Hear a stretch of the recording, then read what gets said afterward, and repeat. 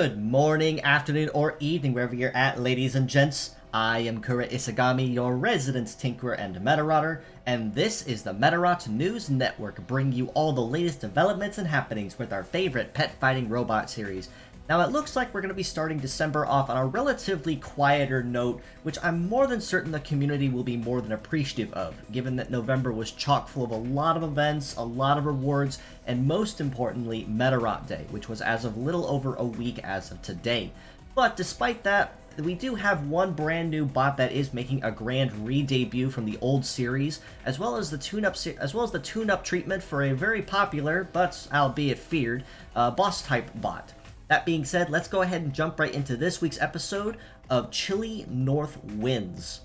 Starting with the gacha banners, the new model we have joining the game is TND0 Gottshurin with the kit of Time Attack, Double Tornado, Biped Legs, and the leg ability of Continuous P. Behind her, we also have the inclusion and reruns of CRW0 Crotengu with the kit of Gatling, Double Tornado, Flight Legs, and the Climber leg ability. And then last but not least, we also see the rerun of NIN0 Ninja with the kit of Tornado, Double Sword, Biped Legs, and the Mirage leg ability. Now I'm going to stop right here in just a second and ask, are you seeing a particular pattern?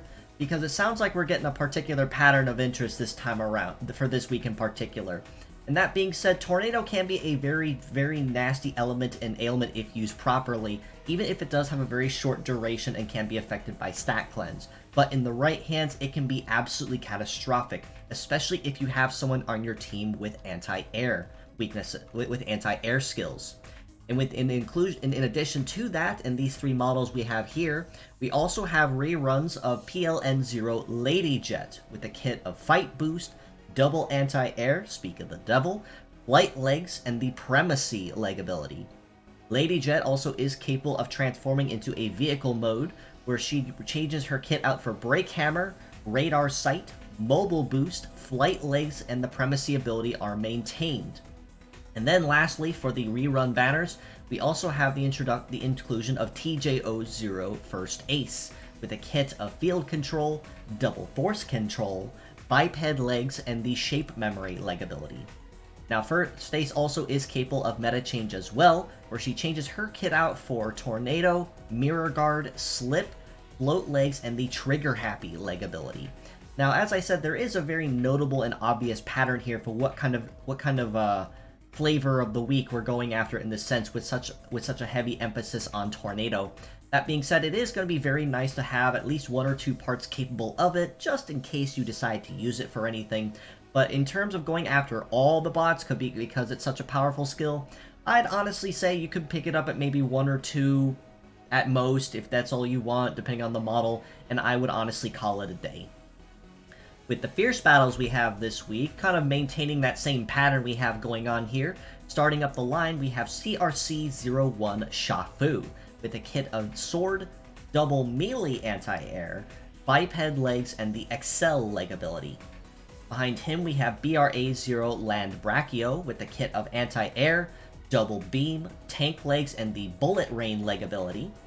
And then last but not least, we also have GDR0 Gun Desperado with the kit of Rifle, Double Anti-Air, Biped Legs, and the Gunman leg ability. Now, again, it is very obvious to see what the flavor of the week Medarot is focusing on in particular to start us off with December, but it only makes sense given that the temperatures are starting to cool down a little bit, snow's starting to fall in some places, and the holiday season is just starting to amp up. So naturally, things are going to get a little breezy and a little chilly. But that being said, out of all the models here, I would honestly have to give the MVP of the week to Shafu in particular, given that even though anti-air can be relatively common depending on where you look or who you have, it is hard to find a melee variant of the skill, which is where Shafu comes in.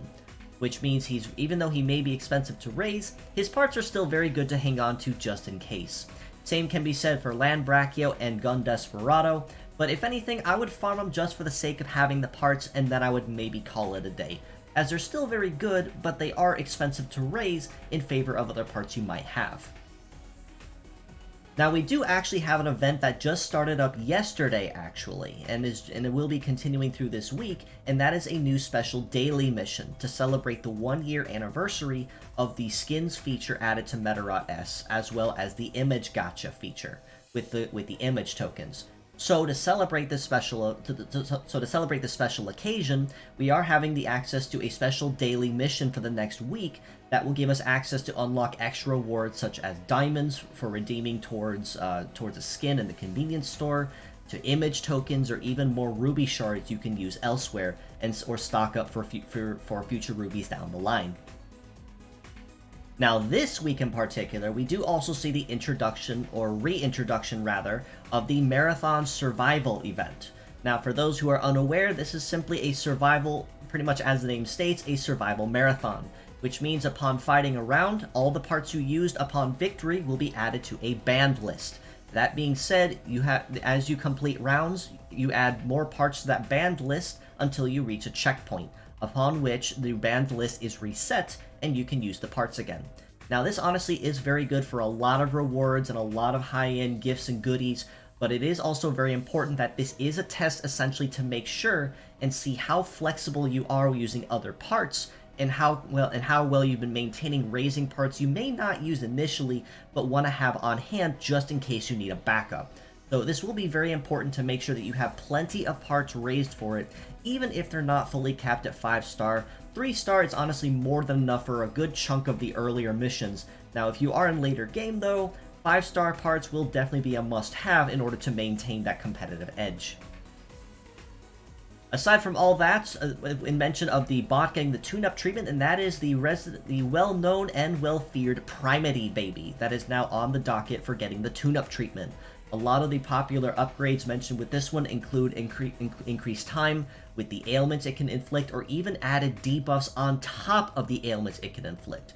Or, in the case of Hypercrept, you can get an extra bonus added to the stat buffs that you're granted when activating the skill. Do stay tuned, and not long after this episode goes live, for my regraded breakdown on Primity Baby and what buffs in particular are worth going after, or if this one's just one you want to hold on to and maybe do on your own time.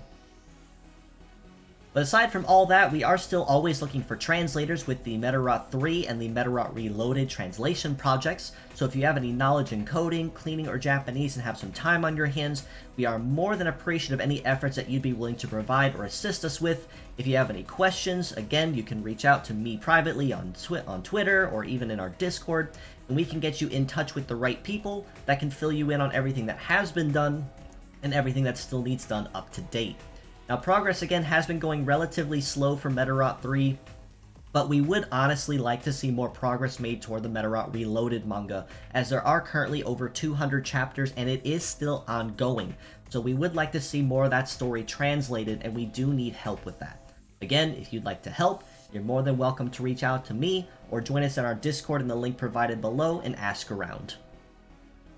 With the weekly art highlight, I found one of these pieces in particular to kind of highlight the start of the holiday season, and another here celebrating the 25th anniversary of the series. Starting up with this piece here by Twitter user AmayuPick, who did a very cute and wholesome art here of Iwanoi and Blues Dog making a little Blues Dog snowman, which honestly is adorable. I do have a weakness for snowmen, not gonna lie, especially when it comes to the holiday season. And I would honestly, I do believe I speak for everybody when I say that Iwanoi and Blues Dog are definitely one of the more wholesome pairs in the series for anyone that has watched the anime and knows these two well. Then of course we have this piece here by Twitter user CO Cooler, who did this piece to celebrate the 25 years since the introduction of Hikaru and Metal Beetle, the original champion Medarotter and his starter partner, of which that began the whole series and franchise that we know today. Definitely give both of these artists a follow if you'd like to keep up to date and see more Medarot in your feed. But, with all that being said, like I mentioned, it is a relatively slow week in terms of what was announced, which I'm more than certain is something openly welcomed by the community. But with that being said, I do appreciate you all for stopping by. If you'd like to know more, you can follow us below on Facebook at the Medarot News Network page or the Metabots Forever communities there. You can also join us on Discord in the link provided and in the comments below to a link to Project Rising Beetle's official Discord server. This is an international community focusing primarily with Western-based fans and communities to kind of help show the world that the series is still going strong. I mean, as evident by the 25th anniversary, of course, and just show the world that we still care and we still love our small little customizable robots. You can also reach out to me personally on Twitter at IsagamiKura, so if you have any questions, feedback, comments, or suggestions, you're more than welcome to reach out to me. I keep my DMs open for that very reason, and I'm more than happy to reach out and say hello when I get the opportunity. Do also follow these wonderful friends of mine as well, Dinnick3rd at Dinnick3rd on Twitter, or also at Dinnick3rd on YouTube. Focuses a lot on mostly on video game music covers, but has a very nice number of Medarot covers that they've done. The most recent one they accomplished back a month or so, 2 months ago, was Dark Knight, which also is a very well-known Medarot battle theme.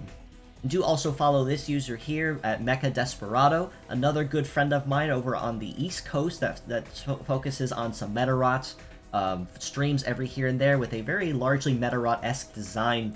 Good friend of mine, wonderful personality, and great streams. You will not be sorry giving either of these a follow. That being said, thank you again for stopping by, just as you always have, my friends. Until next time, this is your host, Kura Isagami of the Medarot News Network, signing out.